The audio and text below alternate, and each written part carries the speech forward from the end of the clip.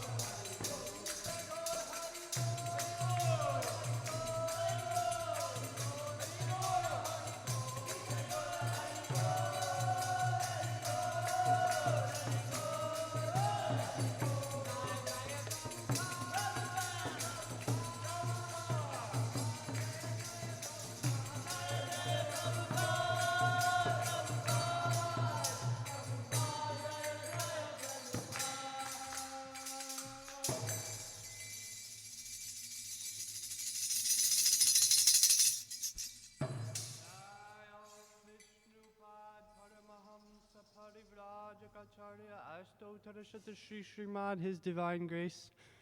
A.C. Bhaktivedanta Swami Srila Prabhupada ki.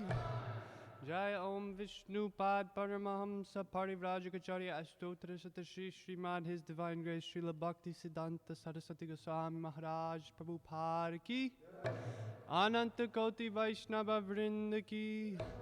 Namacharya Srila Haridas Thakur ki. Jai Prem Se Kaho Shri Krishna Chaitanya Prabhu Nityananda Shri Advaita Gadadhar Shivasari Gaura Bhakta Vrinda ki. Shri Shri Radha Krishna Gopa Gopinath Shamakund Radha Kund Giri Govardhan ki. Shri Vrindavan Dham ki. Jai Mayapur Navadvip Dham ki. Jagannath Puri Kshetra Dham ki. Ganga Mai ki. Jamuna Mai ki. Bhakti Devi ki. Tulsi Maharani ki. Samaveta Bhakta Vrinda ki. Nitai Gaura Premanandi. All glories to the assembled devotees. All glories to the assembled devotees. All glories to the assembled devotees. All glories to Shri Shri Guru and Gauranga.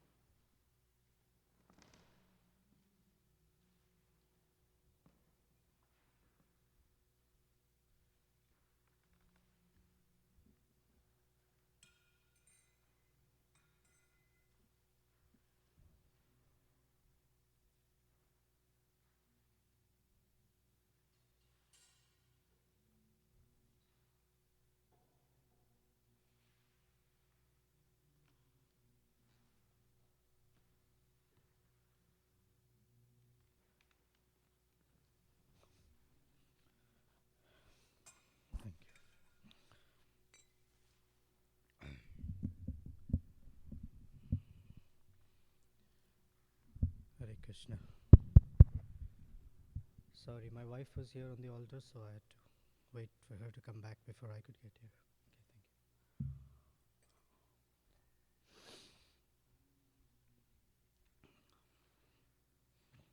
Jai Radha Madhava Kunja Bihari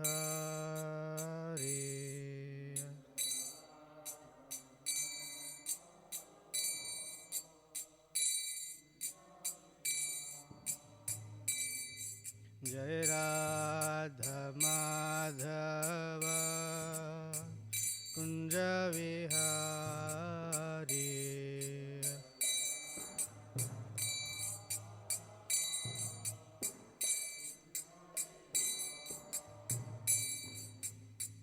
Gopijana Vallabha Girivaradhari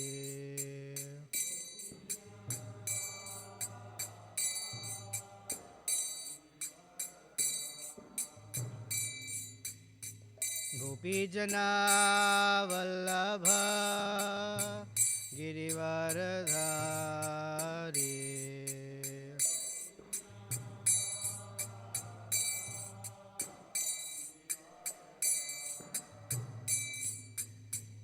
Yashodanandana Braja Janaranjana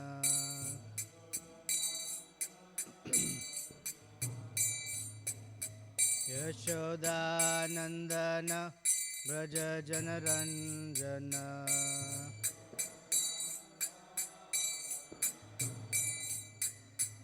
Yamunatira Vanachari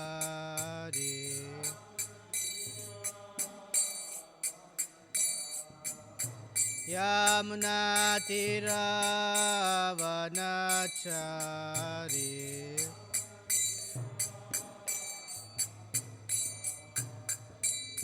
Jai Radha Madhava Kunja Vihari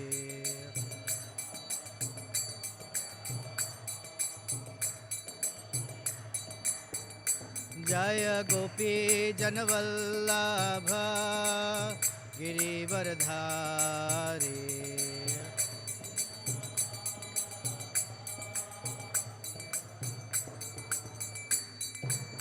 Yashodanandana Braja Janaranjana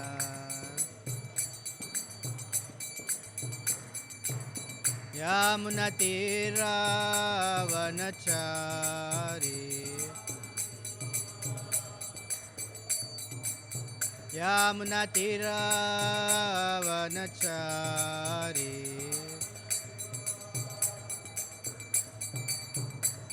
Jai Radha Madhava Kunja Vihari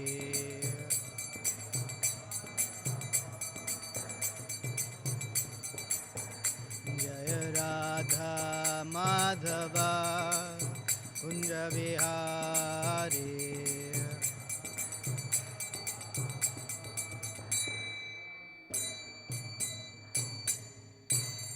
Jai Om Vishnupada Paramahamsa Parivrajagacharya Ashtottara Shata Shri Srimad His Divine Grace A.C. Bhaktivedanta Swami Srila Prabhupada Ki Jai Ananta Koti Vaishnava Vrinda Ki Jai Granthraj Srimad Bhagavatam Ki Jai All glories to the assembled devotees All glories to the assembled devotees All glories to Sri Sri Guru and Gauranga Glories to Srila Prabhupada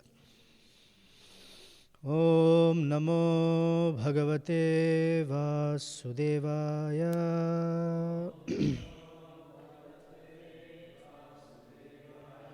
Om Namo Bhagavate Vasudevaya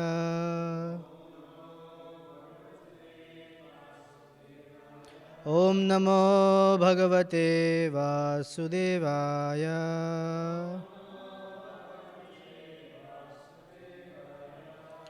Grantaraj Srimad Bhagavatam, Canto 4, Chapter 27, Attack by Chandavega on the city of Puranjana, Text 12.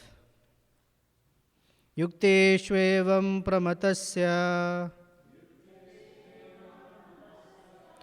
कुटुम्बासक्तचेतसा आससादस वै कालो यो प्रियप्रिययोषिताम् युक्तेष्वेवं प्रमत्तस्य कुटुम्बासक्तचेतसः आससादस वै कालो यो प्रियप्रिययोषिताम् युक्तेष्वेवं प्रमत्तस्य कुटुम्बासक्तचेतसः आससादस वै कालो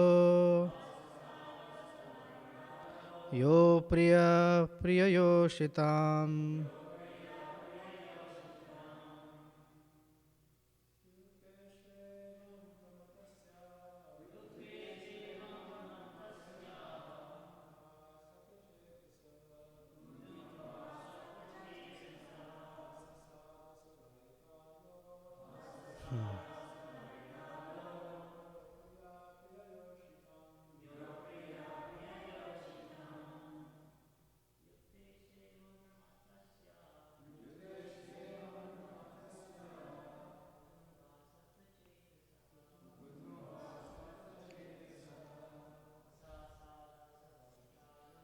आससादस वै कालो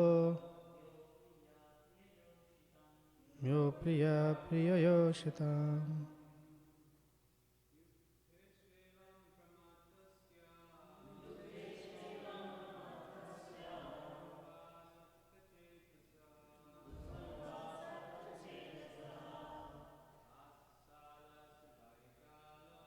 आससादस वै कालो यो प्रियप्रिययोषिताम् Ladies, please. युक्तेष्वेवं प्रमत्तस्य कुटुम्बासक्तचेतसः आससादस वै कालो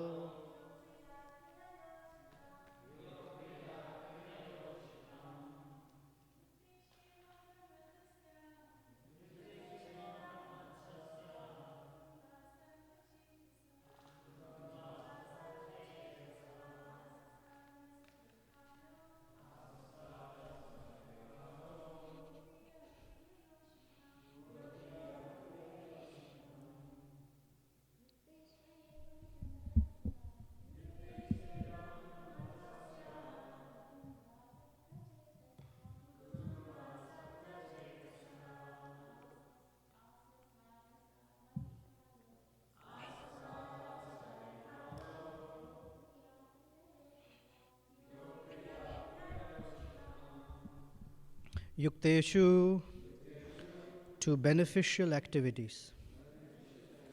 Evam, thus, pramattasya, being inattentive. Kutumba, to kith and kin. Asakta, attached. Chetasaha, consciousness. Asasada, arrived. Saha, that. Vai, certainly.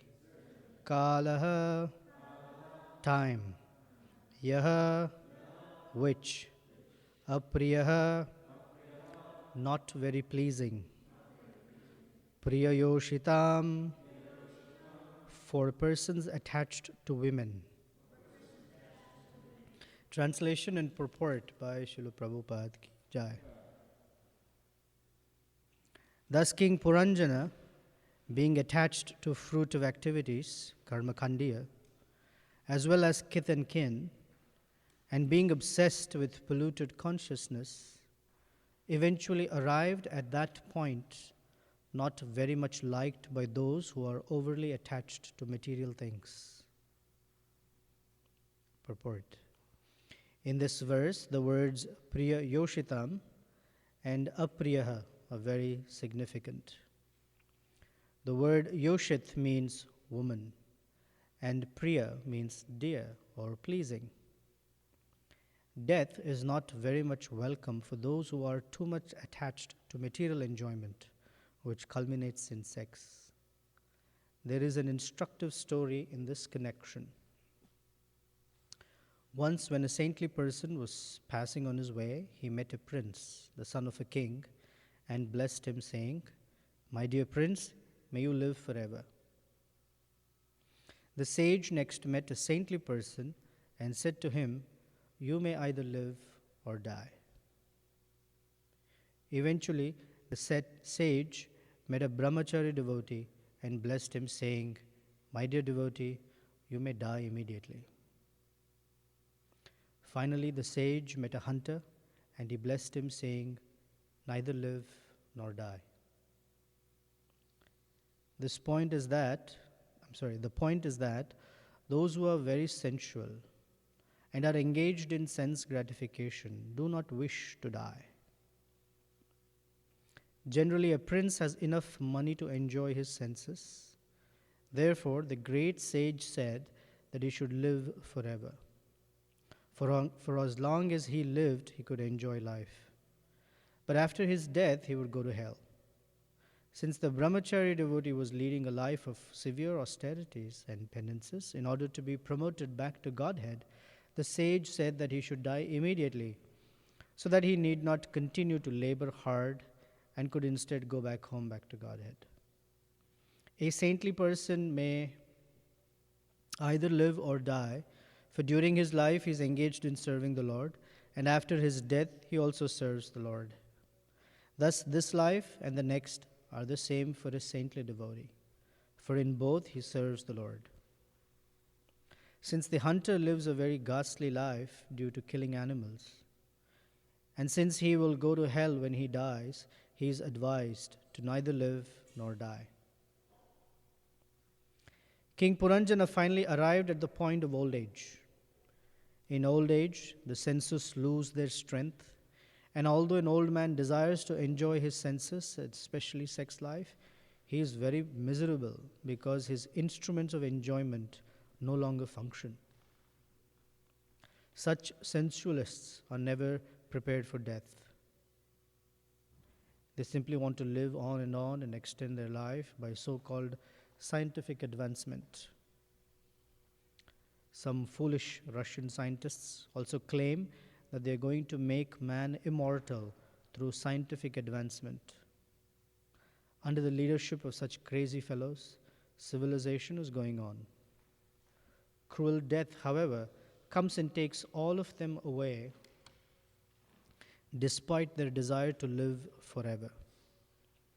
This type of mentality was exhibited by Hiranyakashipu, but when the time was ripe, the Lord personally killed him within a second. And tomorrow is the grand appearance of Chandavega. Om Ajnanatimirandasya Jnananjana Shalakaya Chaksurunmilitam Yena Tasmai Shri Gurave Namaha Shri Chaitanya Manobhishtam Sthapitam Yena Bhutale Swayam Rupa Kada Mahyam Dadati Swapadantikam Vancha Kalpatarubhyascha Kripa Sindhubhya Evacha Patitanam Pavanebhyo Vaishnavebhyo Namo Namaha Jaya Shri Krishna Chaitanya Prabhu Nityananda Shri Advaita Gadadhara Srivasadi Gaura Bhakta Vrinda Hare Krishna Krishna Krishna Hare Hare Hare Rama Rama Rama Hare Hare.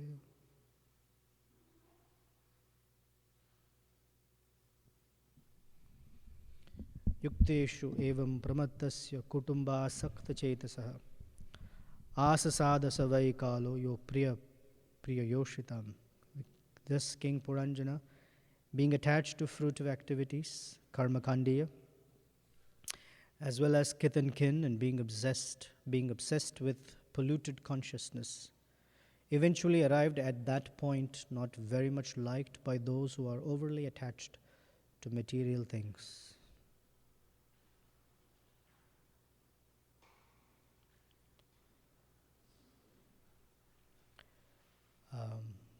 Every living entity is eternal. Eternality means that there is no birth or death, and that life is to be experienced in its true nature. The artificial existence is when a soul is put into a temporary situation or a series of temporary situations called the material body and material life. Matter has this characteristic that it has a beginning and it has an end. Antavanta ime deha, nityasya ukta sharirinaha. Krishna describes in the Bhagavad Gita that this body is something that will come to an end, antavanta. But within this body is nitya ukta sharirinaha. Nitya sa ukta. It is said that within this temporary body, it is an eternal living entity. Nitya is always residing within the temporary body. And the supposed purpose of human life is to come to understand that, not just in a theoretical manner, but in a factual manner. And one of the ways in which this lesson is imparted is through the medium of death. Death means a change of situation. So like that, the body is continuously going through death in one sense. Every change of body is death. So there is the ultimate death, and then there is what we can call intermediary deaths. In the intermediary deaths, the body undergoes changes, drastic changes from boyhood to youth to old age, like that. But the sense of I within this body doesn't change. And then there is the ultimate death, where the sense of I within that set of body and senses changes. And sobriety is that one is not disturbed by it. A sober man is not disturbed by it, as Krishna says. That's the instruction. Part is the changes is not just that my body is growing older, I just need to not be disturbed. But along with the changes of my body, external to this body, so many changes are happening. Environmental factors are changing. The weather gets hot, it can get cold, one day it can be very wonderful. It's not that only bad things have to be ignored. According to Krishna's instruction, even the so-called good things are supposed to be ignored. Meaning, oh, it's fantastic weather. I should stop all my devotional practices and enjoy the weather. Because when the weather is bad, anyway I'm not inspired to do it. The so-called good and bad within this world are only within this world, are material. So if something is good, that will come to an end. If something is bad, that will also come to an end. Nothing remains. So environmental factors change, relationships change on a material platform. Those who were friends don't remain friends.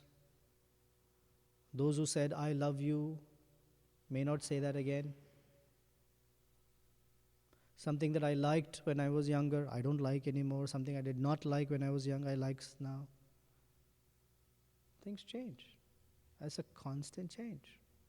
Some people call it growth, some people call it changing of personality. Whatever we call it, these are all names that we give. But the essential phenomenon is that there is constant change. It's in a state of flux.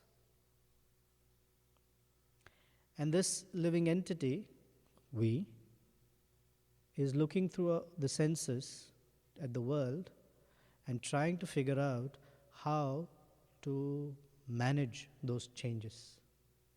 Because for the soul, this kind of change in body is artificial. It's not used to it. Or at least, it's not its nature. So, so-called suffering that we describe is the soul's inability to grapple with the severe changes in the material circumstances. And all of that difficulty comes because of wrong identification. When the soul is bewildered to think, I am this body. It has its own identity that it's eternal, but now it's forced to think, I am this body. And it's a very difficult situation.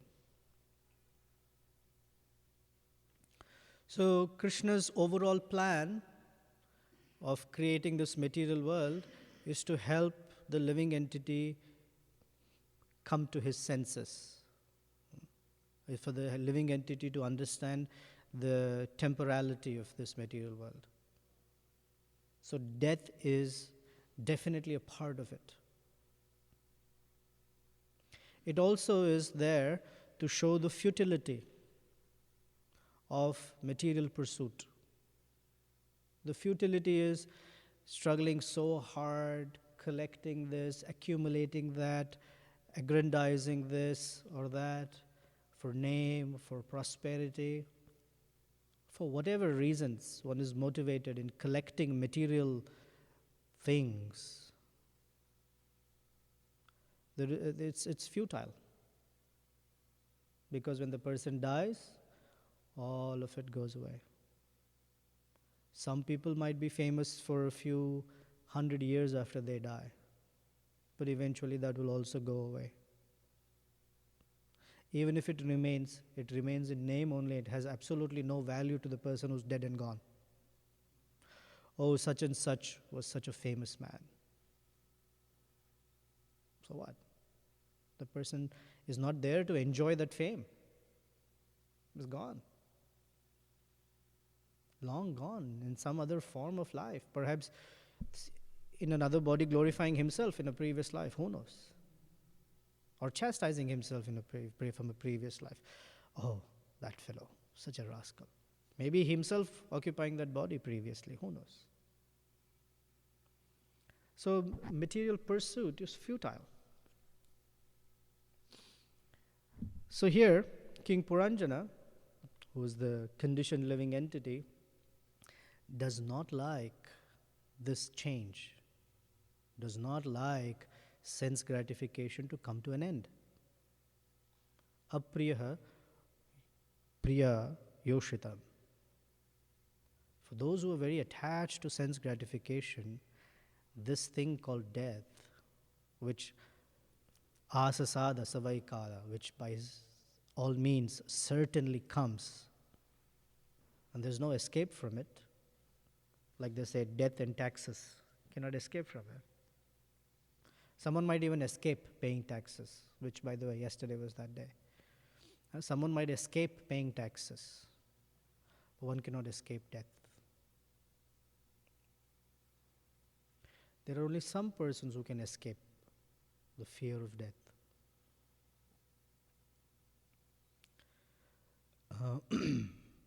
So those who are attached to fruitive activities, the word fruitive means motivated by material profit. It also means the persons who think that they are the cause of their happiness. I'll say it a little differently.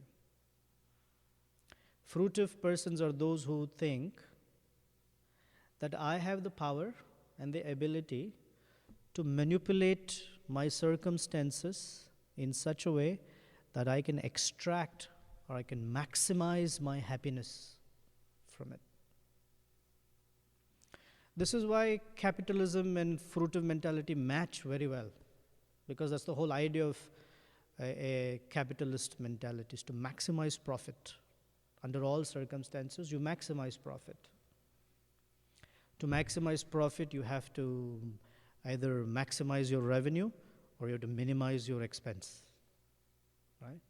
So fruitive mentality also means you maximize your piety and you minimize your impiety, so that there are no obstacles in enjoying the facilities of this world. So some people pursue the facilities of this world by force, by power, like we read 2 verses ago. Ishwaroham aham bhogi, siddhoham balavan sukhi. I am the controller, I am the enjoyer, I have perfected, and therefore I am happy. If anyone interferes in that, I will separate their head from their body. And not only have I done that, in the future I will do it again.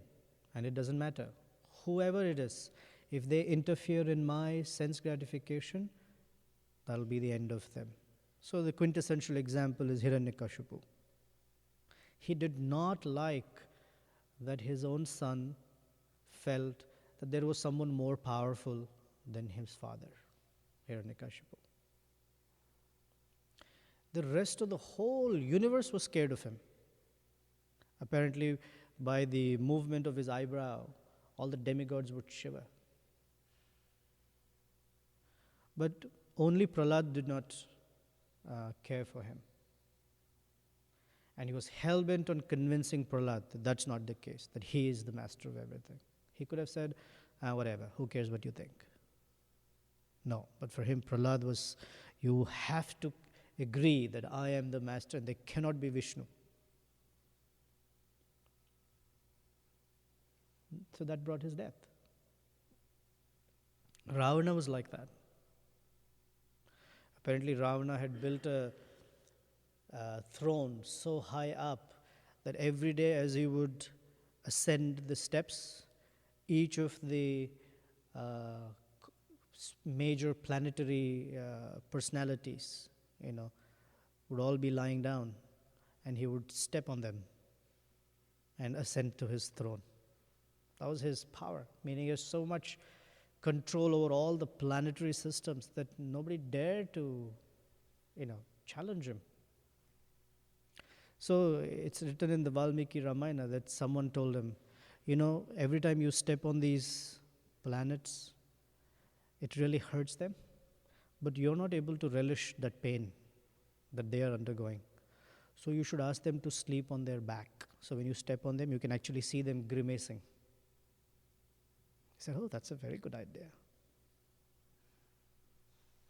So the planet of Shani or Saturn, apparently his vision is unfavorable. So when Ravana would step up, he would step on Shani. And Shani looked at him, grimacing. He said, apparently that was one of the influences of Shani on Ravana. But that was his power. I'm the controller. And anyone who interferes in my sense, and it doesn't matter who it is, even if it is the consort of the Supreme Personality of Godhead, I will go after her. He had a warning. If ever he forces himself on a woman against her wish, he would die. That was in a previous age, Vaidehi had cursed him. It said that Vaidehi was reincarnated as Sita Devi.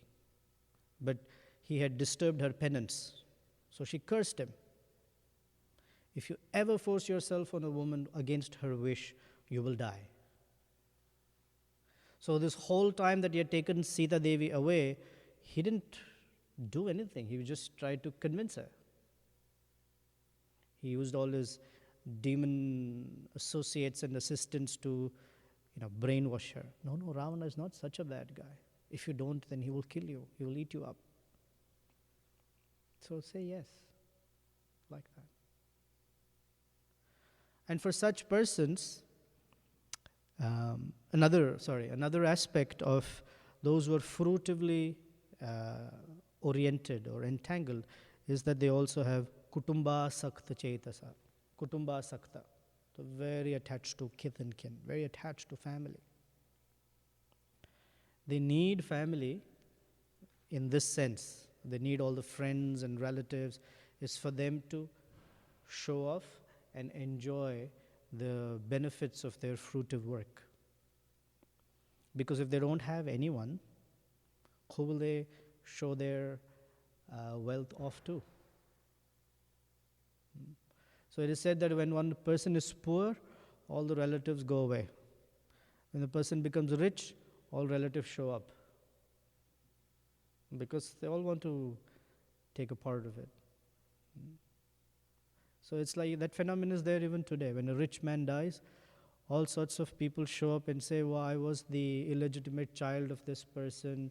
When he was in college, he had met my mother. I'm the rightful owner of all the wealth that he has left behind. A lot of people claim like that. And a person also wants. Pumsa striya maithuni bhavameta tayor hidaya granthi mahuhu. The moment there is a sexual contact, the heart becomes completely entangled. And in that entangled condition, Atho gruha kshetra suta apta vitter. Gruha, one needs a house to enjoy and to feel, to experience the facilities of that entanglement with a woman. Gruha, kshetra, needs some occupation so that he can earn and come back and feel welcomed and patted on his back that, oh, you're such a wonderful maintainer of all of us. And then Sutta needs byproducts, children, to say, oh, look at my children. How wonderful are my children. How nicely I have given them benefits, how nicely I've educated them and taken care of them, and tomorrow they will become such great personalities. Apta, relatives. All relatives are necessary to say, you've done well for yourself in your life. What a nice, you're very successful, very good, very good.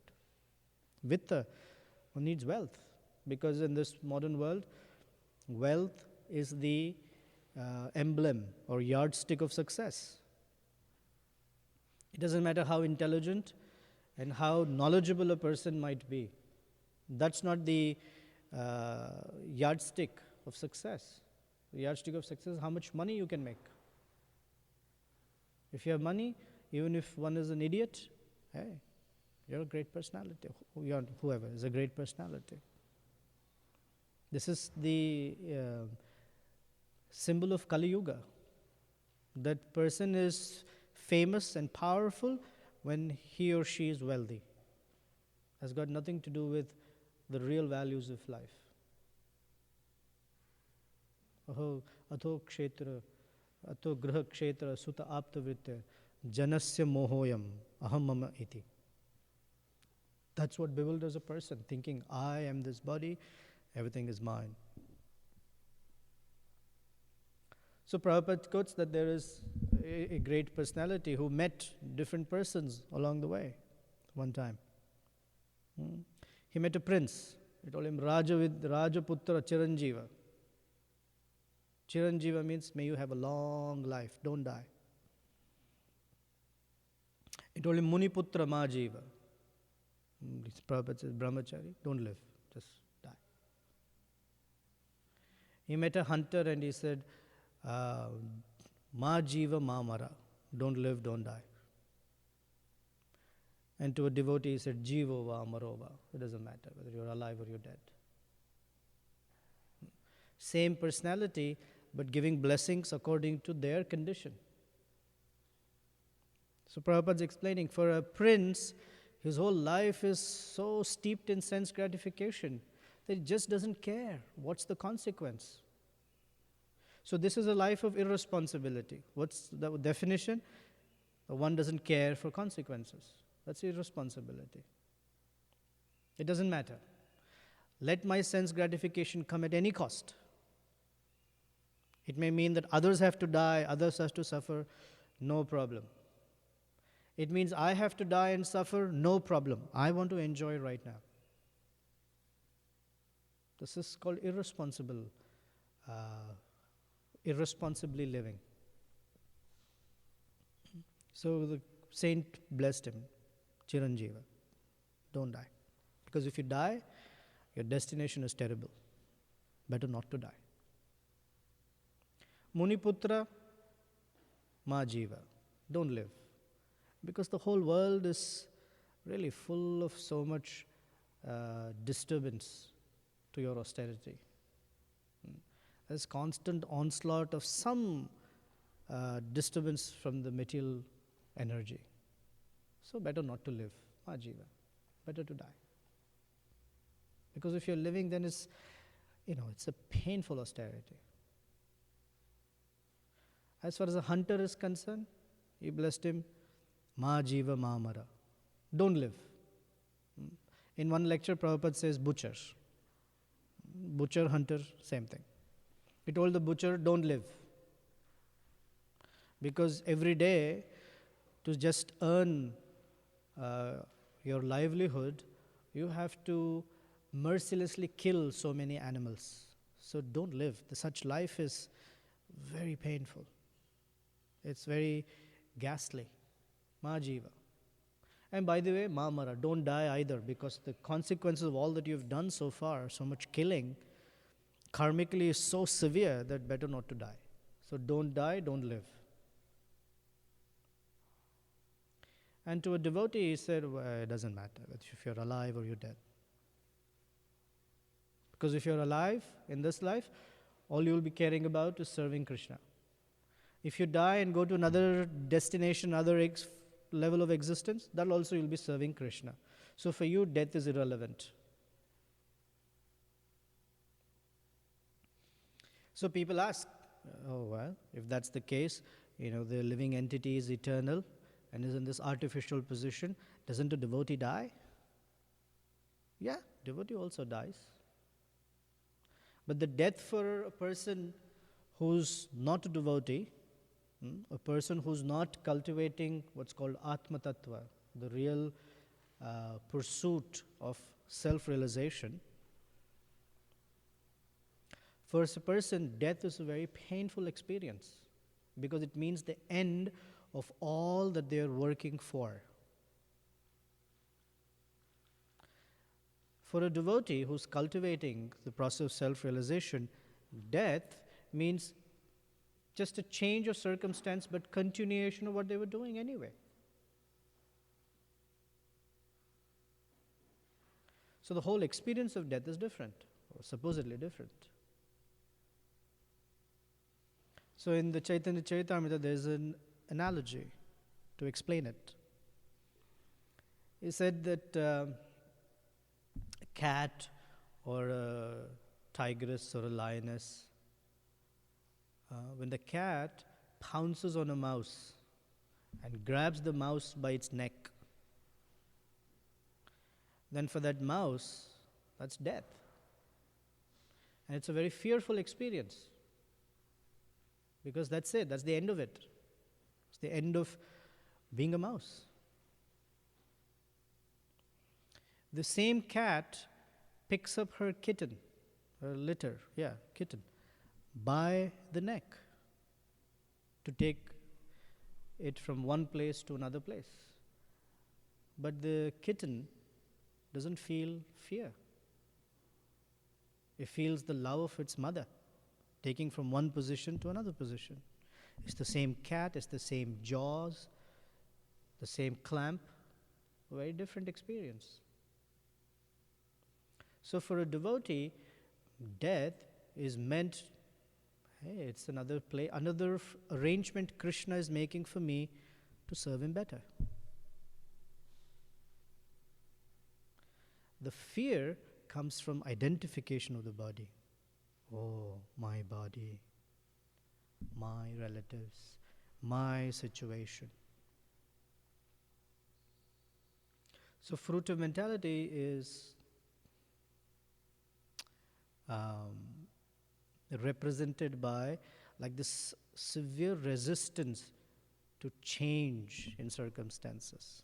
Now, circumstances change this way, that way, and there are different factors that change circumstances. Some are forced circumstantial changes. Some are interactive circumstantial changes. Someone said something, someone did something. I was coming home after a late program and I was really hungry and they forgot to keep prasadam for me. Or I was really hoping to read that book and some other devotee took away that book. Or I really chanted very nicely, I was very happy, I came to the association of devotees and someone said something that was either insulting or sarcastic, and then I wondered, I chanted so nicely, why is it? So the steadiness is to consider as circumstances are changing around us, and which, by the way, they're changing constantly, how best to remain on the track of the mood of service to Krishna. That's progressively going to help us become less attached to the conception of how things around me should be so that I'm happy. If we get up every day in the morning and we are, really chanting nicely and on time for all the programs, the thing is we get attached to that. And one little change, something happens, and then we get very disturbed. Oh, why is that? So a definition of happiness is, like Mahavishnu Prabhu was saying, to not look at the external circumstances, to not have a preconceived idea of how the external circumstances should be or should not be. Both are preconceived ideas. This is not nice, that's nice. And the more one looks out there, the more one is setting oneself up for frustration. It doesn't mean that this is not a very favorable circumstance. I've been studying the life of Ajamila. So, in the case of Ajamila, he was 88 years old, but he had a very young son, very young boy, almost infant or a toddler. And although he was, by some good fortune, because of his past devotional activity, he named his son Narayana. So when he was on his deathbed, he saw these three personalities descend to yank his subtle body out of his gross body. These are the Yamadutas, the angels of death, whatever, I don't know how they're called. And he was so attached to his son. He called, Narayana! Narayana, where are you? Narayana, come here. He was thinking about his son. He didn't want to leave the company of his son. And lo and behold, fantastic 4 personalities showed up. 4 armed, dressed like the Supreme Personality of Godhead, with blazing helmets and beautiful earrings and nice garlands made of fresh forest flowers. And they say, well, hold on. You cannot take him. This Ajamila belongs to us. Oh, no. Here's all the list of things Ajamila has done. He was a Brahmana. He gave up all his Brahminical activity. He went ahead and, rejected his wife and children. And he married this wine-drinking prostitute. Surapani is what the word is. Probably wine-drinking prostitute. And even up to the ripe age of 88, he fathered many children. and completely gave up all his pious Brahminical activities, became a plunderer. Yet, he chanted the name of Narayana. Oh, and by the way, he even chanted the name unknowingly, unintentionally. It doesn't matter. The fact that at the time of death he chanted the Lord's names, that means he is a rightful entrant into Vaikuntha. So the Yamaduta said, well, hold on a minute. This is unfair. He is fit for punishment. This is what the Dharma Shastra say. And so the Vaikuntha Vasi said, well, hold on, all your Dharma Shastra is invalid. It doesn't matter how impious a person might be, how sinful they might be. They might have sinned for thousands and thousands of lifetimes. But if at the point of death, they remember the name of Krishna, it just doesn't matter. Everything else is nullified. So Yamadutas are bewildered. In the next chapter, they go back to Yamaraj, and Yamaraj explains, no, that is right, actually. They've never seen such an event. Never experienced something like this. It's the potency of the holy name. So we don't have to bank on that. Our idea is not that we have to bank on like a Jamila, I might chant the name. But our process is to practice chanting of Krishna's name so that we're not disturbed by changes, the variations in material energy, the different permutations, the different combinations. To not be disturbed is definitely a high state of consciousness. The intermediary state is to learn to tolerate it and somehow or the other continue our devotional practices as things are constantly changing. To expect that everything will be just perfect is really silly. It will not happen. It may happen for a short period of time just to trick us, but it's not necessary. Things will always be changing. So, certain thoughts. Any comments, questions? Yes, Himanshu Prabhu, do you have a mic? I was thinking that when we're not very sufficiently realized, we have some conception of what it would be like to be Krishna conscious. We think, oh, when I can, my every round is just completely focused, or when I'm getting very powerful discussions, or when I've read all the books and I can quote all the scriptures, and we have some conceptions of what we think it means to be Krishna conscious. We may not express them in a gross way, but subtly that's what's going on in the mind. Essentially, it's the same thing as what's being done here. We want a pleasing situation for the mind and senses. So I recently came to this realization that, this is something very pernicious deep in the mind. And I've been trying to chant, not thinking about creating a pleasing situation for the mind and senses, but we're chanting for service. However, the doubt comes that if we are rendering service to Krishna, then it creates auspiciousness, it creates good feelings in the heart, it creates gratitude in the hearts of others. So then a nice situation will be created. So anyways, I guess I just need some clarification on this topic. I don't have an exact question, but maybe you could speak something about this thing, about chanting for service and not for a pleasing situation for the mind and senses, what that means. In the Nectar of Devotion, the unfolding of bhakti is described that there are 6 stages. And the first 2, Vishwanath Chakravarti Thakur's life, the first 2 leaves that appear in the Bhakti Lata are Klesha Agni and Shubhada. Klesha Agni is that once material miseries burn away or die, and Shubhada, a sense of auspiciousness, is awakened. So in that section, Prabhupada describes and quotes from different lives of different devotees that the idea that material difficulty will go away is a fallacious idea. What it means is once identifying with those circumstances by which they say this is favorable or unfavorable will be gone.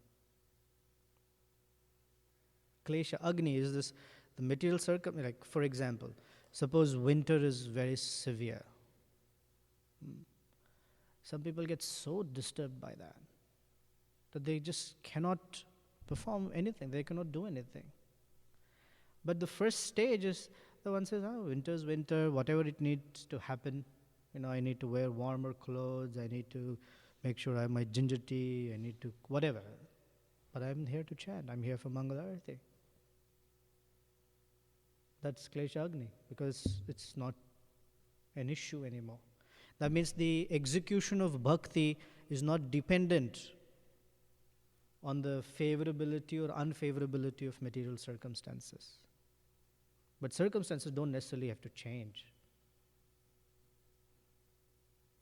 And Shubhada is that despite the changes, despite the variability of material circumstances, one is feeling connected in one's devotional service. One is feeling connected to Krishna.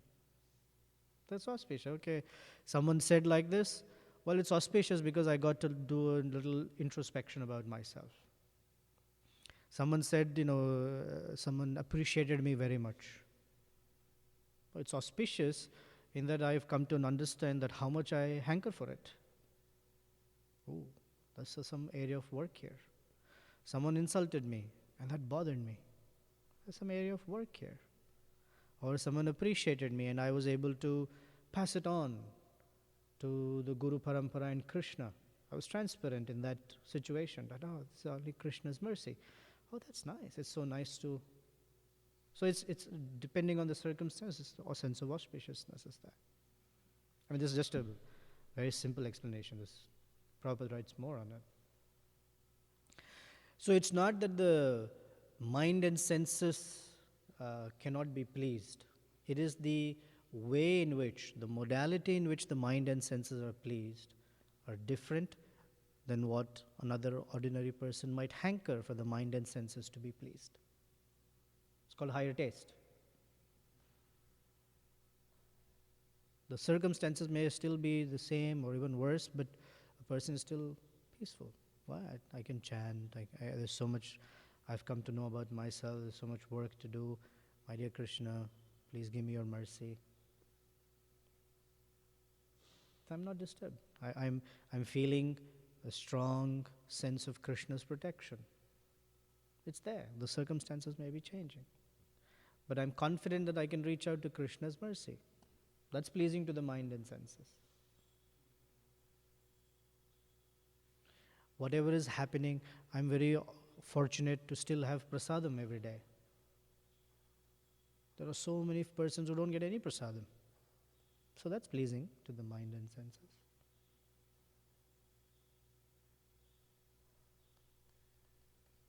And for one who doesn't feel like that, then the mind is still agitated. It is still that Shubhada hasn't awakened fully. That means the mind and senses are still attracted to happiness independent of Krishna. Bhagyavan is the phrase. The one becomes fortunate.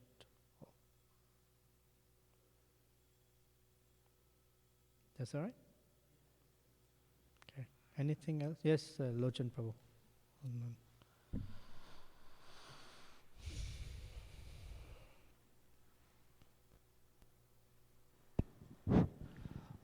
Yes, Prabhu. One of the things that's kind of fearful about death is unknown. Okay? Right. Should a devotee be concerned about, that as far as where he might end up after Where death? he might end up after death? Yeah. Yes, must be concerned. Yes. Like if he might end up in the lower planets trying to serve Krishna in the lower planets, should he be concerned about something like that? No, and yes. One should be concerned that this opportunity should not be wasted. One should be concerned that I should make the maximum utilization of the facility to execute devotional service in this body. That concern should not become a fear that stops us from doing what is necessary now. Oh, what's the use? I've anyway become so old. I don't think I can go back to Godhead because I don't have so much time. Maybe I don't think it's... That is very detrimental. In fact, the concern is considered genuine when that concern impels us to say, let me make it much better. Let me somehow or the other get Krishna's attention. Then that concern is genuine. If that concern is giving us a defeatist idea, then it's said to be impelled by the modes of nature. But yes, one should be concerned.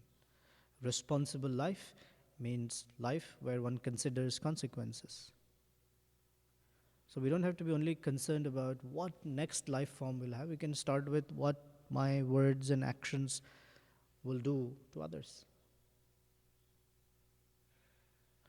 And that sort of pervades all other activities as well. Yeah? Glenn?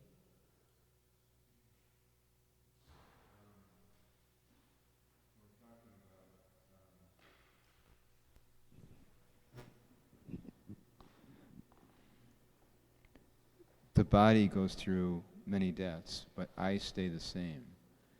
And being in touch with that I, and distinguishing that from my material gross self, is that something I need to understand, or one needs to understand, or is it just something that comes naturally? Well, one needs to understand in this sense that one needs to hear about it. Because Krishna begins the Bhagavad Gita with that understanding. Dehina asmin yatha dehe. And when that realization comes, or when that experience comes, then that understanding becomes deeper, practical. Until then, it's a theoretical concept that we are aware of. So there is no way of, or this is the way of understanding that yes, I am moving in the right direction because I have a reference. Reference is Krishna's words. Because any experience that's not within the purview of Krishna's words, we cannot say it's a factual experience. For example, somebody might be chanting and they see red light. They might think it's a self-realization. I see the light. I see the light. Krishna doesn't say that. The seeing of light or the enlightenment is a whole different experience. No shochati, no kankshati.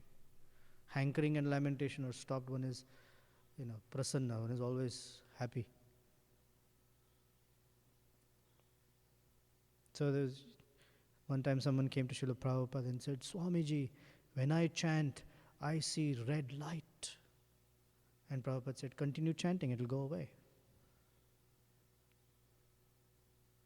So we need to have a reference, an absolute, and then the experience that has to match that absolute. So yes, understanding is important. Okay? Thank you very much. Srila Prabhupada ki jai, Srimad Bhagavatam ki jai. Gaur Premanam.